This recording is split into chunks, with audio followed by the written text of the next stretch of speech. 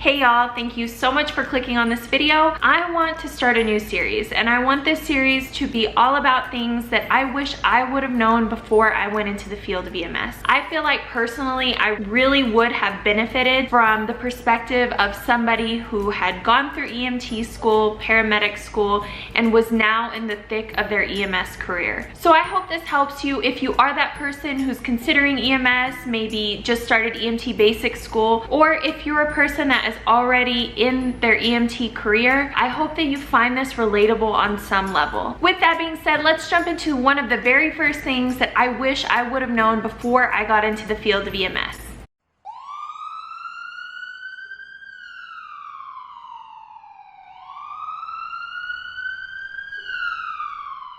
If you've been in EMS for any substantial amount of time, you have probably either lost touch with a friend or lost a friendship altogether. And in this video, I'm going to talk about some of the reasons that after you go into the EMS field, your friendship circle may get a little bit smaller. Reason number one, lack of time and scheduling conflicts. Now, I'm gonna list 3 or 4 reasons throughout this video, but in some way, shape, or form, they all relate back to lack of time and scheduling conflicts. It's hard for an outsider to understand why you have to go to class, sometimes study in groups outside of class, do clinicals that, by the way, are uncompensated, and then go home and read and study more. And not to mention, if you are in paramedic school, there's that little thing that they call an internship, which can range anywhere from 2 to 6 months or more. Who knows how long your internship was. By the way, that is another full-time job, and it is completely uncompensated. So if you are the breadwinner of your house, or say you're single and you support yourself, you're probably having to work your full-time job, which if you're already in EMS could be anywhere from 24 to 96-hour shifts, and also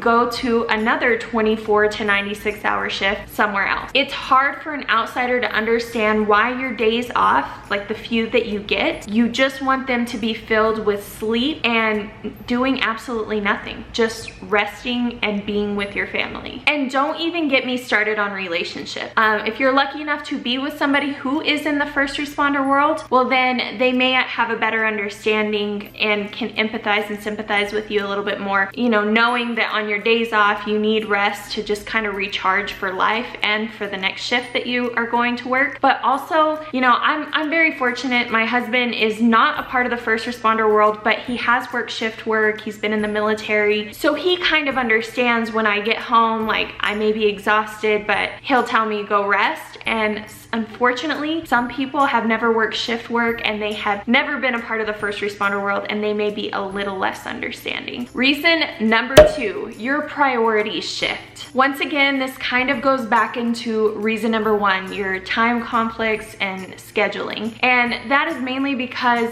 before, depending on what age you went into EMS and kind of what your interests were, it may have been a priority to go out with your friends, maybe party, drink occasionally, but now you have so few hours to rest and recharge, and if you have a family, be with them, that a lot of times you have zero interest in that anymore. Another aspect is now you are probably running EMS calls on people who are drunk, high, partying. You see people wasting their days away instead of making something of their lives, and now you're seeing another side of it, and your desire for that lifestyle may completely go away. And don't get me wrong, there is nothing wrong with letting loose every once in a while. In fact, especially in such a stressful field, it is definitely necessary. But now the days that you get to come home and rest and spend with your family, and sometimes that just includes doing absolutely nothing with your family, but just having them close to you and being at home, those are where your priorities lie. Reason number 3, having a hard time relating to one another. Trust me when I tell you this, EMS will change you and your personality. And not all of that is negative. You know, I can personally say I have developed bonds with the people that I work with, and it's mainly because when I'm on shift, those are the people that I depend on to have my back on calls. You are literally witnessing life and death together. You're seeing some of the most terrible things, so you form these bonds with these people that you work with. And you don't have those bonds with your friends that may not have anything to do with EMS. You know, they may be intrigued by a cool story that you told them team from a call that you went on, but overall, they'll never understand the overall like culture, lifestyle of the first responder world. Also, the sense of humor that you develop is a little bit dark, and maybe to the general public or to your friends, maybe distant family, may seem a little unpleasant. But that's the way people cope, and especially in EMS. I mean, you have to joke about the hard things that you've been through or the hard things that you've seen just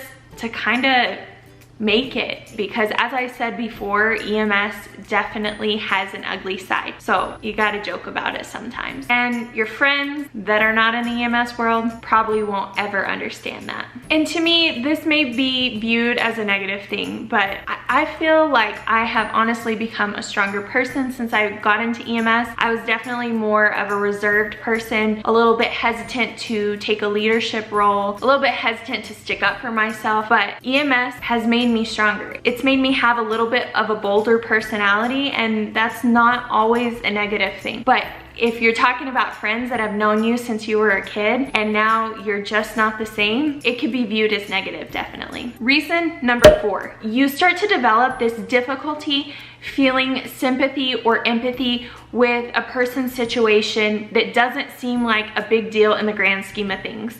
Like once you start to see really bad situations like children passing away or children living in squalor and poverty and almost no hope of ever getting out of that situation, or the elderly being forgotten and abandoned, or even addiction absolutely tearing families apart. And the same situation with addiction goes for crime as well. You see kids that come from really good families, parents that love them, and they get in with the wrong crowd and absolutely devastate their parents. You see a lot of bad stuff. So whenever you see someone complaining about something that maybe just doesn't seem like a big deal, it's just really hard to empathize with that. And in the grand scheme of things, the fact that I missed your call yesterday and didn't call you back immediately is not that big of a deal. Or the fact that Sally didn't show up at your kid's birthday party. I'm sorry, like not a big deal. All right, but as I'm saying all of this, guys, I want to stress how important friendships really are to those people that are in EMS. It's important to occasionally make time for your friends. EMS has that ugly side that we've talked about, and everybody needs a support system, right? They need friends, family, you know, if they're religious, they need their religion, or whatever their situation is, they need a good support system. So my advice to you is to always be that support system that you expect or would like your friends to be to you. All right, y'all, I hope you take something away from this video, even if it's just